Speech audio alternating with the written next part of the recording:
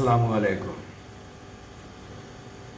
জামায়াত ইসলাম বাংলাদেশ ও ছাত্রদলের পর এবার সরকার ট্রেন ভাড়া করে কর্মসূচিতে ঢাকার বাহির থেকে জনগণকে বা নাগরিকদেরকে আনার উদ্যোগ নিয়েছে।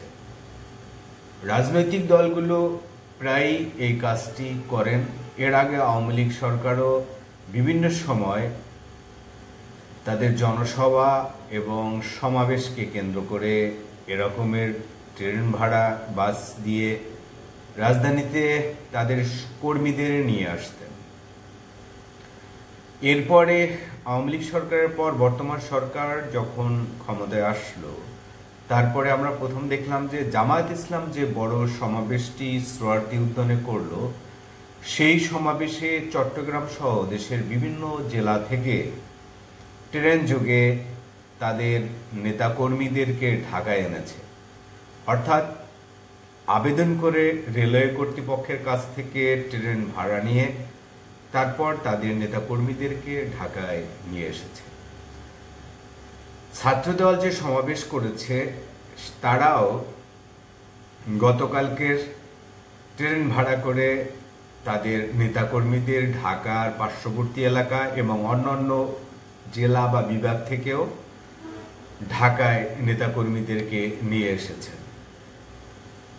এ নিয়ে সামাজিক যোগাযোগ মাধ্যমে বিভিন্ন ধরনের আলোচনা সমালোচনা হয়েছে। বিশেষ করে জামাতের সমাবেশকে কেন্দ্র করে যখন ট্রেন ভাড়ার বিষয়টি আলোচনায় এসেছে, গণমাধ্যমে এই বিষয়ে খবর প্রচারিত হয়েছে, তখন দেখেছি অনেক সমালোচনা হয়েছে। এরপরে রেলের কর্তৃপক্ষ এটি নিয়ে বক্তব্য দিতে বাধ্য হয়েছিল যে তারা ভাড়া দিয়েছেন এবং ভাড়া দিলে রেলের কর্তৃপক্ষের লাভ হয় সেই জায়গা থেকে, এবং ভাড়া প্রক্রিয়ার একটি নিয়মই রয়েছে। সেই জায়গা থেকে রেলওয়ে কর্তৃপক্ষ জামায়াত ইসলাম এবং ছাত্র দলকে এই ট্রেন ভাড়া দিয়েছিল। আমরা আজকের 3 আগস্ট জানতে পেরেছি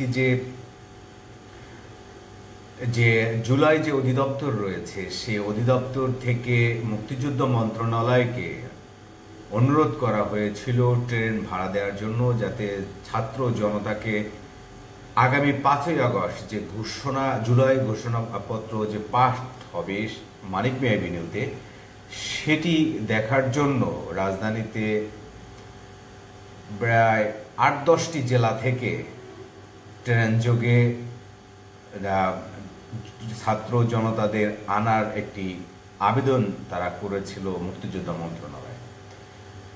দিনে সেই আবেদনটি দ্রুত পদক্ষেপ নিয়েছে মুক্তিযোদ্ধা মন্ত্রণালয়, রেল মন্ত্রণালয়কে জানিয়েছে। এরপর রেলওয়ে কর্তৃপক্ষ সেই বিষয়টি তারা অনুমোদন দিয়েছে এবং এতে প্রায় 30 লাখ টাকার বেশি ভাড়া আসবে 8 জোড়া ট্রেনে। চট্টগ্রাম, নরসিংদী, নারায়ণগঞ্জ, রাজশাহী সহ বেশ কয়েকটি জেলা থেকে ঢাকার উদ্দেশ্যে ট্রেন ছেড়ে আসবে ছাত্র জনতাদের নিয়ে। তারা আবার 5 তারিখ সমাবেশ শেষে রাত 8টা-9টা নাগাদ ঢাকা ছেড়ে নিজ নিজ এলাকায় চলে যাবে।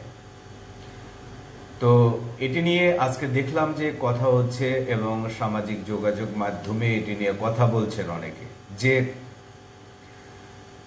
সরকারের যে প্রোগ্রাম, সেই প্রোগ্রামে আসলে সরকার ট্রেন ভাড়া করে দিয়েছে, এখন ছাত্র জনতা আসবে, সেটি আসলে কারা অর্গানাইজড করবে এই স্থানীয় পর্যায়ে? এটা কি প্রশাসনের কোনো লোকজন অর্গানাইজড করবে, নাকি এনসিপির লোকজন অর্গানাইজ করবে, নাকি বিএনপির লোকজন অর্গানাইজড করবে, নাকি অন্য কোনো রাজনৈতিক দল অর্গানাইজড করে তাদেরকে বাছাই করে ট্রেনে নিয়ে উঠবে? আসলে ছাত্র জনতা, কোন ছাত্র জনতা, কারা এই ট্রেনের যাত্রী হতে পারবেন, সেটি একটি প্রশ্ন, বা সেটি নিয়ে অনেকে দেখেছি কথা বলছেন যে ছাত্র জনতা, সেই ছাত্র জনতা যদি অন্য রাজনৈতিক দলের বা অন্য রাজনৈতিক আদর্শের লোক হয়, তারা কি এই ট্রেনের যাত্রী হয়ে ঢাকাতে আসতে পারবে, নাকি এনসিপির সমর্থক যারা, তারা এই ট্রেনের যাত্রী হয়ে ঢাকায় আসতে পারবে? এটির বাছাই প্রক্রিয়া কি হবে এবং তাদেরকে ট্রেনে সুযোগ দেওয়ার যে জায়গাটি, সেই সুযোগটা কারা দিবেন, কারা নির্ধারণ করে দিবেন যে কোন ছাত্র জনতা কারা এই ট্রেনে যাত্রী হতে পারবেন, সেটি প্রশ্ন তুলেছেন অনেকে। এবং যে এই ছাত্র জনতা কি সরকারের পছন্দ অনুযায়ী কোনো ব্যক্তিবর্গ তারা এই ট্রেন যোগে আসবে কিনা, নাকি এনসিপি নেতাকর্মীরা আসবেন সেজন্য, যদি নাকি সরকারের কোনো নেতা, সরকারের কোনো আমলা কর্মকর্তা কর্মচারী তারা আসবে। বিষয়টি হচ্ছে যে প্রোগ্রামটি সরকার অর্গানাইজড করলে সেখানে সকল শ্রেণীর মানুষের অংশগ্রহণ থাকবে স্বতঃস্ফূর্তভাবে যারা যাবে, কিন্তু এই যে ট্রেন ভাড়া করা বিশেষ কায়দা করে কাদের জন্য এই ট্রেন ভাড়া করা হয়েছে, এবং যদি সেটি এনসিপি নেতাকর্মীদের জন্য হয় তাহলে অনেকে এটি আপত্তি করেছেন যে এনসিপি নেতাকর্মীদের যদি বিভিন্ন জায়গা থেকে আনা হয় তাহলে অন্যান্য যে নাগরিকরা রয়েছে তাদের আনার ব্যবস্থা করা কি হবে, এবং এটি আসলে স্থানীয় পর্যায়ে কারা এটিকে সংগঠিত করে কাদেরকে বাছাই করে ট্রেনে উঠতে দেওয়া হবে, এই বিষয়গুলো আলোচনা হয়েছে। এবং এই যে 30 লাখ টাকা যদি এনসিপি নেতাকর্মীরা এই ট্রেন যোগে আসে তাহলে এনসিপি নেতাকর্মীদেরকে রাজনৈতিকভাবে এই সুবিধা দেওয়ার জন্য সরকার কি এই 30 লাখ টাকা বরাদ্দ দিয়েছে কিনা, বা শুধু একটি বিশেষ রাজনৈতিক দলকে দেওয়ার জন্যই এটি ব্যবস্থাটি করা হয়েছে কিনা, সেই প্রশ্ন অনেকে করেছেন।